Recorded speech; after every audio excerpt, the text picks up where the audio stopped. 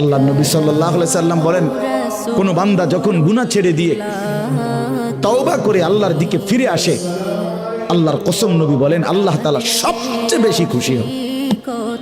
আশাদ্দু ফারাহান, আল্লাহ তাআলা সবচেয়ে বেশি খুশি হয় কখন? বান্দা আল্লাহর দিকে ফিরে আসে যখন। বিতাওবাতি আবদিহি, বান্দা যখন আল্লাহর দিকে ফিরে আসে আল্লাহ তাআলা ভীষণ খুশি হয়। গুনার নাফরমানের জিন্দেগি ছেড়ে দিয়ে আল্লাহর দিকে যখন ফিরে আসে, আল্লাহ তাআলা তখন 7 আসমান সাজিয়ে দেয়। ফেরেশতাদেরকে বলে, আসমান সাজিয়ে দাও, জান্নাত সাজিয়ে দাও। ফেরেশতারা 7 আসমান জান্নাত সাজাইয়া ফেরেশতারা জিজ্ঞেস করে, মাওলা আসমান কেন সাজাইলেন, জান্নাত কেন সাজাইলেন?